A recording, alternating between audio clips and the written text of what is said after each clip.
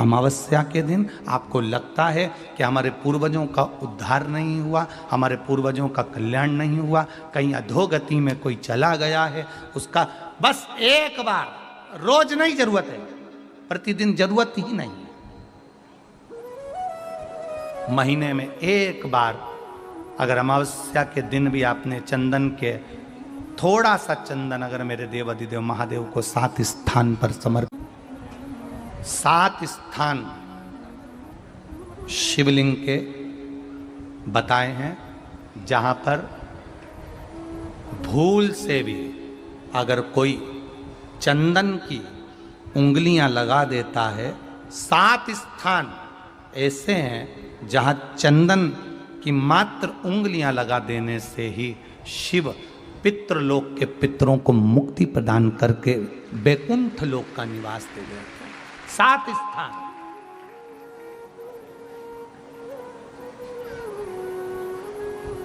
और वो 7 स्थान जो चंदन के बताए गए हैं, पहला भगवान देवाधिदेव महादेव के शिवलिंग पर चंदन का लेपन, समझ लेना जरा बहुत अच्छे से।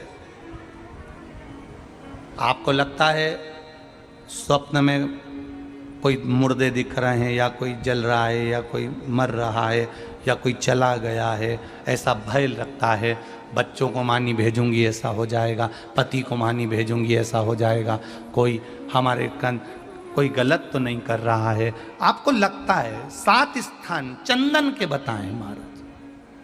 पहला शिवलिंग,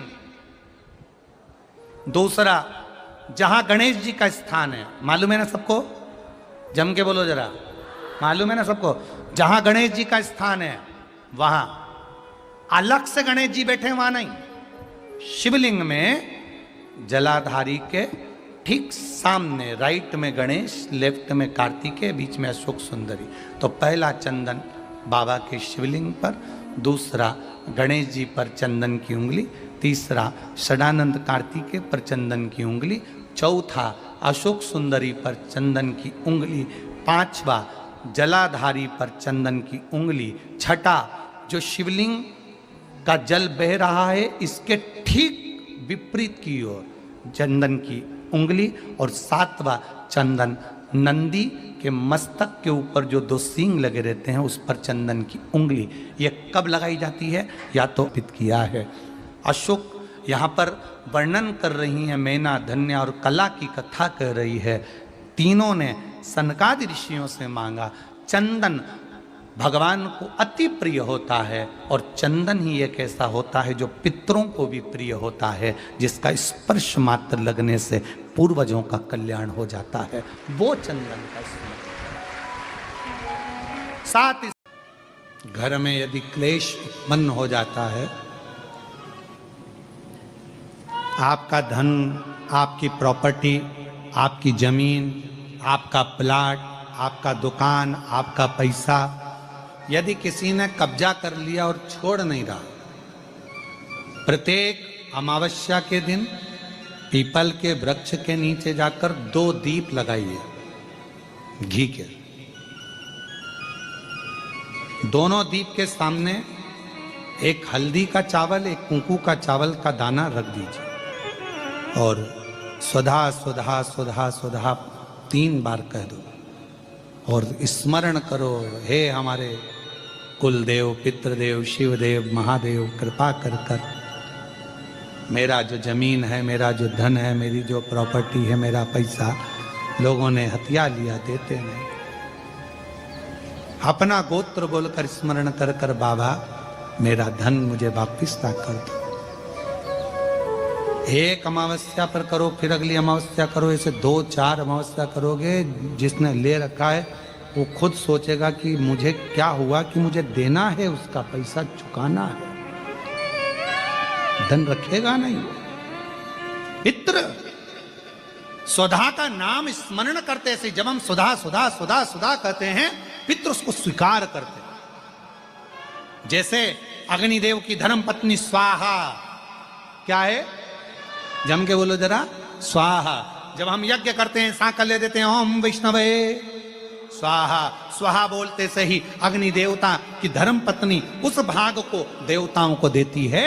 उसी तरह तर्पण, तिलांजलि, पिंड, तर्पण आदि जितने भी हम पितरों के लिए कर्म करते हैं उसमें हम स्वधा स्वधा बोलते हैं। जब स्वधा बोलते हैं तो वो स्वधा पितरों को भाग देती है और पितरों से कहती हैं ये मेरा बेटा दुखी है, इसको ये तकलीफ है, इसको ये कष्ट है, तुम इसका ये कष्ट पितृदेव मिटा दीजिए, महादेव की आज्ञा है, इसको सही कर दीजिए। करते हैं, श्रेष्ठ करते हैं। ओम जयंती मंगलकारिणी भद्रकाली कपालिनी दुर्गा क्षमा शिवा स्वाहा स्वधा नमोस्तुते। जयंती मंगलाकाली भद्रकाली कपालिनी दुर्गा क्षमा शिवा धात्री स्वाहा स्वधा नमोस्तुते। स्वधा का उच्चारण हमको सुख प्रदान करता है, स्वधा का उच्चारण हमें संपदा प्रदान करता है। अगर किसी व्यक्ति के जीवन में खो गया, कर्जे में डूब गया, कर्जा बहुत हो गया, पैसा चले गया, गाड़ी चली गई, मकान चले गया, सब गिरवे रखा गया, सब कुछ समाप्त हो गया, उसको प्रत्येक प्रदोष को, प्रत्येक अमावस्या को घी का दीप किसी भी पेड़ के नीचे, ये 5 वृक्ष बताए हैं पितृभाव के, उन 5 वृक्ष में से कहीं पर भी बड़, पीपल, आंवला, शमी, बेलपत्र आदि 5 वृक्ष में से किसी भी वृक्ष के नीचे प्रज्वलित करे और काम ना करे, उसका कर्जा चूकता ही है, चूकता। उच्चार महाराज शिव का उच्चार। और हे शंभु सरकार तेरी महिमा परंपार, तू जग का पालनहार, भोला कितना सुंदर हो, तुम कितने सुंदर हो। हे शंभु सरकार तेरी महिमा परंपार, तू जग का पालनहार, भोले कितने सुंदर हो, तूने कितने सुंदर हो।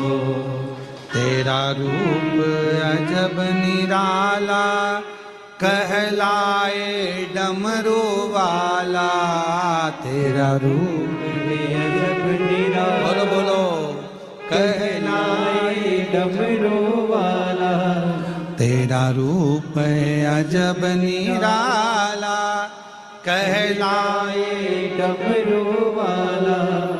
कानों में बिछुअन माला, आँखों में तेज निराला, माथे पे चंद्र चंदा, माथे पे सोहे चंदा, तुमसे ही जगत का सारा। हे शंभु सरकार, खड़े नहीं होना, बैठे रहो। एक लाइन गाएंगे बस। पालनहार भोले कितने सुंदर हो, कितने सुंदर हो। हे शंभु सरकार तेरी महिमा परंपार, तू जग पालनहार भोले कितने सुंदर हो, कितने सुंदर हो। तेरा रूप है अजब निराला, कहलाए डमरू वाला, तेरा रूप है अजब निराला, कहलाए डमरू वाला। कानों में बिछुअन माला, आँखों में तेज उजाला, कानों में बिछुअन माला, आँखों में तेज उजाला, माथे पे सोहे चंदा, माथे पे सोहे चंदा तुझ देह जगत का सार। हे शंभो सरकार तेरी महिमा परंपार तू है जग का आधार भोले कितने सुंदर हो, कितने सुंदर हो। हे शंभो सरकार तेरी महिमा परंपार तू है जग पालनहार भोले कितने सुंदर हो, कितने सुंदर हो। ओ भोले कितने सुंदर हो, ओ भोले कितने सुंदर। हार हार बड़े भाव से बाबा को प्रार्थना करिएगा। श्री शिवा नमस्तु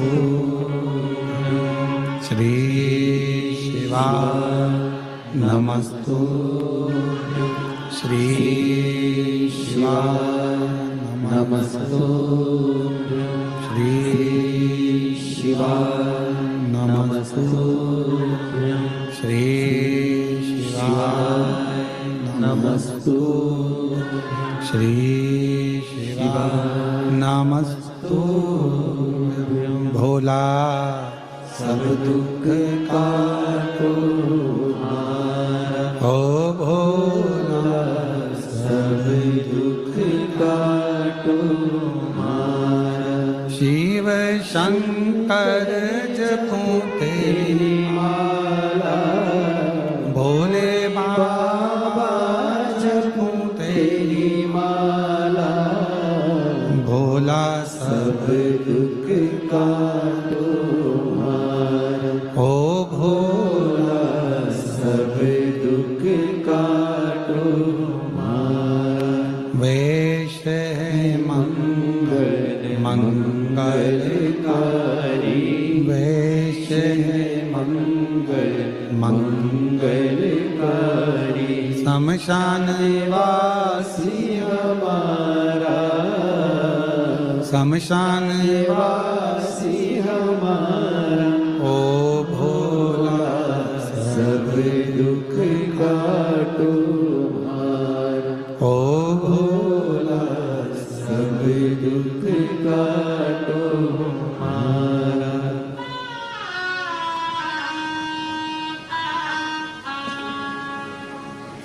बाबा देवदेव महादेव भगवान शिव घरदानी त्रिकालदर्शी कैलाशी अविनाशी भगवान शंकर। अमावस्या के दिन आपको लगता है कुछ ना कुछ तकलीफें लग रही है तो एक पीपल का पत्ता ले लो, उसके ऊपर एक कपूर का टुकड़ा ले लो, सारे घर में घुमाकर उसको दरवाजे के बीच मध्य में जलाकर रख दीजिए। थोड़ी सी देर जला दीजिए, 20 से 25 मिनट के अंदर स्वयं गुरु बाबा कहते हैं राम सुनो, यदि कोई आरती में पूजन में घर में एक कपूर का टुकड़ा आरती के बाद में जब समर्पित करेगा तो उसको अश्वमेध यज्ञ का पुण्य प्राप्त हो जाएगा। अश्वमेध यज्ञ के पुण्य को पाने के लिए कपूर का टुकड़ा आज भी आरती में जलाया जाएगा,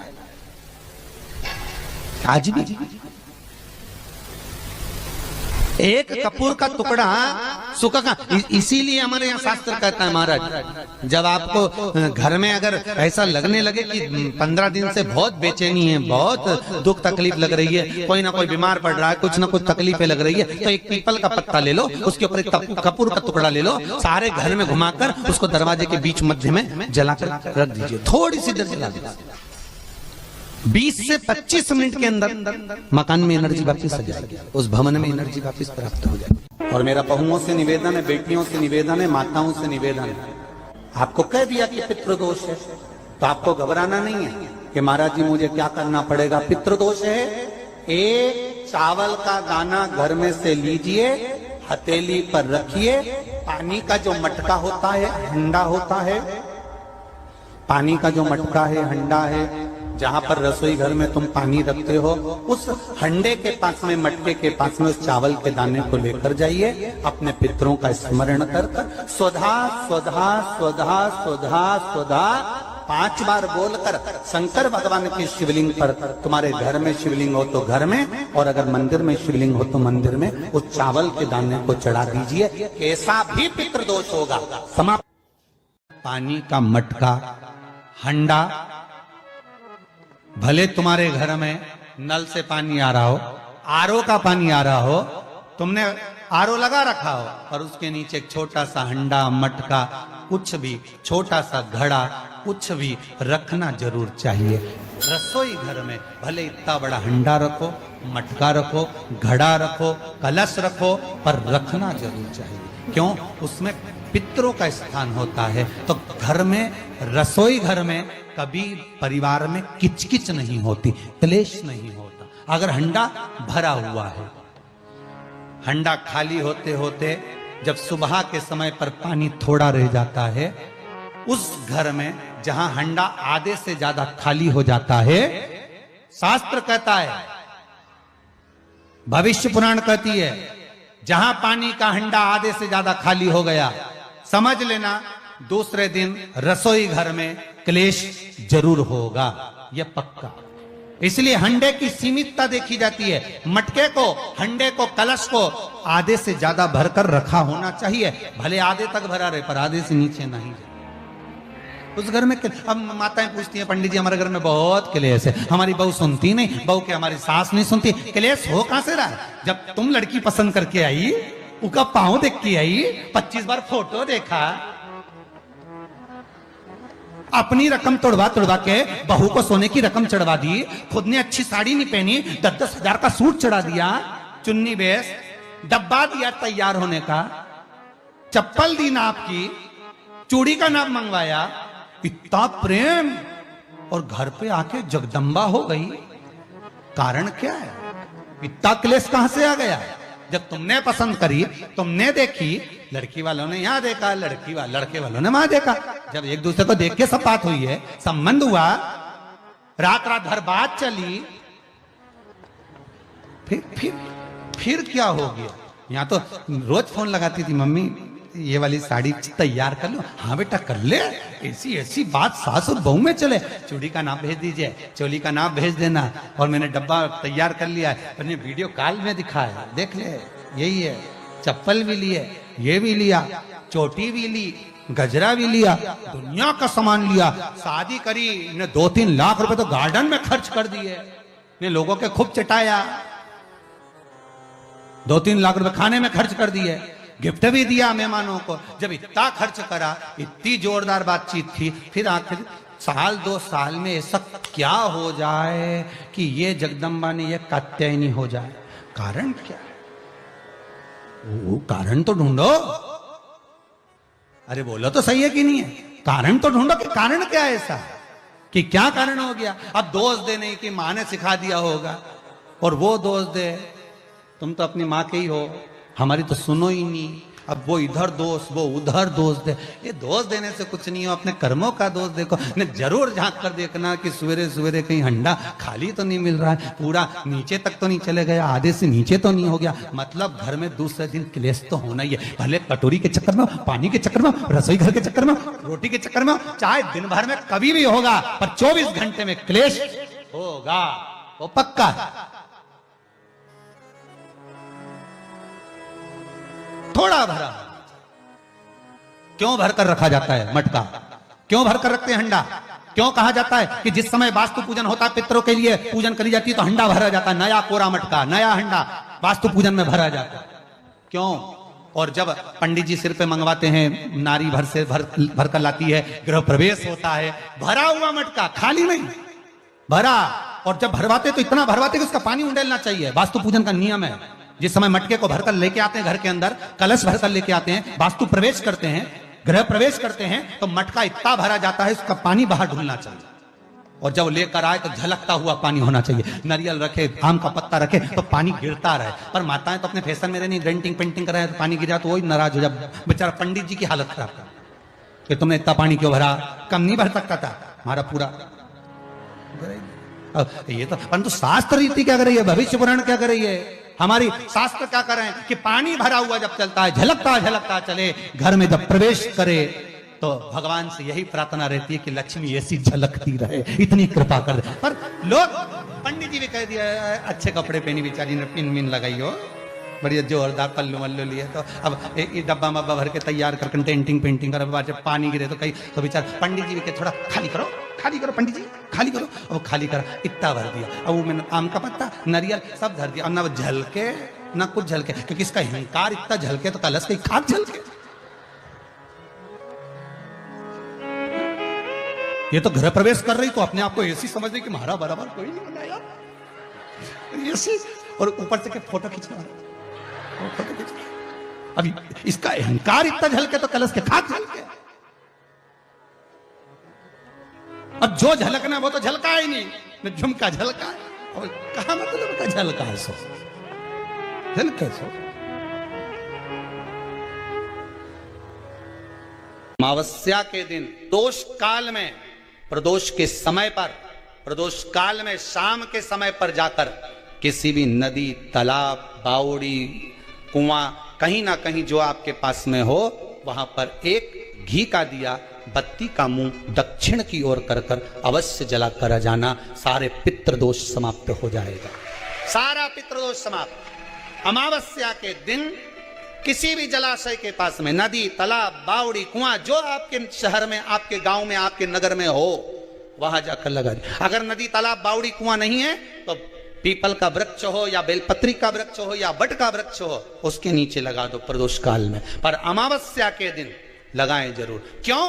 क्योंकि अमावस्या के दिन पितृ शाम के समय प्रदोष काल में शंकर भगवान का नाम जाप कर कर नदी, तालाब, बावड़ी पर पानी पीने जाते हैं, वहां से जल का आचमन कर कर पितृ अपने लोक को चले जाते हैं प्रदोष काल के समय पर। इसलिए प्रदोष काल में जलाशय के पास में, बावड़ी, कुआं, नदी, तालाब के किनारे पर दिया लगाया जाता है, दक्षिण की ओर मुख कर कर बत्ती का, तो पितृ आशीर्वाद देते हुए जाते हैं कि फलो फूलो, आगे बढ़ो, उन्नति करो, तरक्की करो। ये पितरों का आशीर्वाद रहता है, पितरों का वर रहता है, आप देंगे उसको मिलेगा।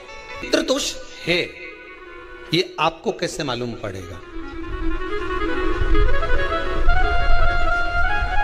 पितृ भूखे हैं, इसका तो वर्णन हमने पहले कर दिया कि रात्रि को जब आप सोने के बाद में 1-1.5 घंटे बाद अगर आपकी नींद खुल जाए, 1 घंटा 1.5 घंटा आप सो लिए, उसके बाद जो नींद खुली तो 1-1.5 घंटे तक अगर आपको नींद नहीं आ रही है, रात्रि को सोने के बाद में 1 घंटे बाद जब उठे तो आपको प्यास लग गई, भूख लगने लगी, प्यास लगने लगी कि मेरे को पानी पीना पड़ेगा, घबराहट हो रही, पानी पीना पड़ेगा, 1-1.5 घंटे सोने के बाद अचानक नींद खुले और आपको प्यास लगे, समझ लेना आपके पितृ भूखे हैं और प्यास हैं, भूखे और प्यासे हैं, उनको जल की जरूरत है। किसी भी नदी में, सरोवर में, कुंड में, बावड़ी में, तालाब में, आप तीर्थ में जाकर जब स्नान करते हैं तो स्नान करने के बाद एक काम का नियम बना लो कि अपने हाथ की अंजलि में जल लेकर अपने पूर्वजों को देना है।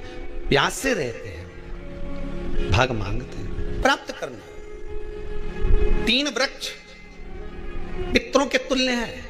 पहला पीपल, दूसरा बट वृक्ष, तीसरा बेलपत्र का वृक्ष, ये पितरों के तुल्य है। अगर आपको रात्रि में नींद नहीं आ रही है, ऐसा लगता है कि रात्रि को 1 घंटा 1.5 घंटा सोने के बाद कुछ गलत गलत विचार आने लगते हैं, नींद सुबह 3 बजे तक 4 बजे तक नहीं आती, 4 बजे के बाद फिर नींद आती है, तो एक प्रैक्टिकल जरूर कर कर देखना। एक प्रैक्टिकल करने में क्या जाता है, प्रयास करने में क्या कुछ जाता है क्या? प्रैक्टिकल कर कर देखना कि कहीं सीवर वाला हमारा झूठ तो नहीं बोल रहा है, तो प्रैक्टिकल करने में कुछ नहीं जाए। 1 लोटा पानी लो, उसमें थोड़ा सा कच्चा दूध डाल लीजिए, श्राद्ध पक्ष चल रहा है, बेलपत्री का पेड़ या पीपल का पेड़ या बट का पेड़, इन पेड़ के नीचे ले जाकर उस दूध को दोपहर में सुबह 10 बजे से लेकर 12 बजे के बीच में ले जाकर चढ़ा दीजिए। रात्रि को फिर ना आपको प्यास लगेगी, ना भूख लगेगी, नींद एक बार लगी तो सुबह ही खुलेगी। प्रैक्टिकल करने में क्या जाता है? पानी डालने में तुम्हारा कुछ जाएगा? अरे बोलो तो सरी, प्रैक्टिकल करने में क्या जाता, कुछ भी नहीं बिगड़ेगा, ये तो बस जल डालोगे तुम्हारा ही कुछ अच्छा हो सकता है, बाबा की कृपा। 3 वृक्ष पितरों के तुल्य हैं। पहला जम के बोलिए पीपल, दूसरा बट वृक्ष, तीसरा बेलपत्री का वृक्ष। 3 पीपल के वृक्ष में 52,000 ब्राह्मण एक साथ निवास करते हैं, इसलिए पितृतुल्य है। बट वृक्ष ब्रह्मा जी के मस्तक से बना, इसलिए पितृतुल्य है। और बेलपत्री का वृक्ष माता पार्वती जी के अश्रु से बना। जब आंसू गिरे थे माता जगत जननी जगदम्बा पार्वती के, उस समय पर पितृलोक में हलचल उत्पन्न हो गई थी। हमारी नातिन की आंख में आंसू कैसे आ गए? मैनावती की पुत्री है,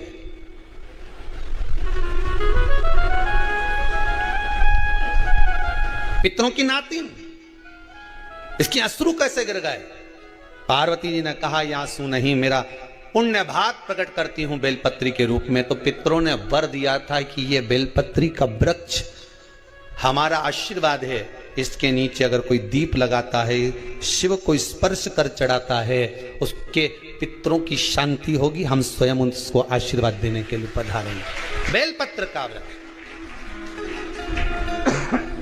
पितृतुल्य। तो रात्रि को अगर भूख लग रही है, प्यास लग रही है, तो पितृदोष। दूसरा पितृदोष का लक्षण बताया, घर में कोई शुभ कार्य ना हो, वंश की वृद्धि ना हो, 1 रुपये कमाओ 1.25 रुपये खर्च हो रहे हैं, पैसा 10 जगह से कमाई आ रही है पर घर में टिक नहीं पा रही है, आया गया, पितृदोष। जरा सी कटोरी पड़ी है उसके पीछे विवाद चालू हो जाए, पानी ढुल गया उसके पीछे विवाद हो जाए, या छोटी छोटी बात में घर में क्लेश मचा हुआ है, पितृदोष है। समझ लो हमारे पूर्वज हमसे खुश नहीं, प्रसन्न नहीं। अमावस्या के दिन सारे पितृदोष समाप्त हो जाएगा, सारा पितृदोष समाप्त। जिनके यहाँ पितृदोष होता है, काल सर्प दोष होता है, वास्तु दोष होता है, उनको ज्यादा कुछ नहीं करना होना। महाराज एक बेल का फल लीजिए। क्या लेना है? बेल का फल, बेलपत्री का जो फल होता है उसको ले लो, उसके अंदर का जो गुर्दा होता है, अंदर का जो भाग होता है, उसको निकाल लीजिए और उस बेल के फल में आटा सेक कर उसमें शक्कर मिलाकर उसको उसके अंदर भर लीजिए। अमावस्या के दिन सुबह 10 बजे से पहले उस बेल फल में जिसमें तुमने पंजेरी भरी है, आटा सेक कर भरा है शक्कर के साथ में, उसको अपने घर में घुमाने के बाद में जिसको काल सर्प दोष बताया है, पितृदोष बताया है या वास्तु दोष का स्मरण बताया है, घर में सब दूर घुमाकर अपने परिवार का हाथ का स्पर्श कराकर पीपल के पेड़ के नीचे खड्डा खोदकर उस बेलपत्र के उस फल को दाब दीजिए, उस फल को उसमें दबा दीजिए। महाराज केवल एक अमावस्या करना रहता है, पितरों के दोष से मुक्ति मिलती है और हमारे घर के कार्य सफल होना प्रारंभ हो जाते हैं। कार्य की सफलता होती है, कार्य में सफलता प्राप्त होने लगती है। हम तो कई बार कहते हैं महाराज जी, अगर ऐसा लगे किसी औषधि को आप ले रहे हैं, मालूम पड़े कि औषधि आपको लग नहीं रही है, शिव महापुराण की कथा कर रही है, मान लो औषधि आपको नहीं लग रही, आपने औषधि बहुत दिनों से ले रहे हो, कोई दवाई, मान लो आप किसी भी दवाई को ग्रहण कर रहे हैं और वो औषधि लगी नहीं रही है, वो शरीर को लगी नहीं पा रही और आप ठीक ही नहीं हो पा रहे, 15 दिन हो गए, 8 दिन हो गए, बताओ, उतना की उतना ही कैटरीना है, उतना अपना भरा हुआ, वही की वही लीवर, वही की वही किडनी, वही की वही स्मरण, सभी कुछ वही वही है, उतने की उतना ही। बीपी भी ऊंचा नीचा चल रहा है पर लेवल में नहीं आ रहा, शुगर भी लेवल में नहीं आ रही, तो प्रयास करा करो महाराज, बेलपत्री के फल का जो गुर्दा है, अंदर का जो भाग है फल का, उसको पानी में गला लीजिए और प्रदोष कम से कम प्रदोष नहीं हो और बीमारी जरा दवाई लगी नहीं रही हो तो बिना प्रदोष के भी कर सकते हो, उसको पानी में गलाइए, आधा घंटा पानी में, जैसे आपको सुबह मंदिर जाना है 10 बजे, तो सुबह स्नान कर कम से कम 6:30-7 बजे उसको पानी में गला दीजिए और उस बेले के फल का गुर्दा सा गला हुआ पानी शिव जी को ले जाकर समर्पित कर दीजिए। महाराज उस पानी में से थोड़ा सा 1 चम्मच पानी शिव जी पे चढ़ा हुआ लेकर आ जाइए, उस पानी को जो बीमार व्यक्ति है उसको औषधि देने से पहले मात्र आधी चम्मच से भी आधा चम्मच उसको दे दीजिए, भगवान शंकर का श्री शिवाय नमस्तुभ्यम का जाप कर कर उस पानी को देने के बाद अगर आप औषधि देंगे तो ये पक्का है कि औषधि अपना कार्य करना प्रारंभ कर देगी और वो स्वस्थ होना प्रारंभ हो जाएगी।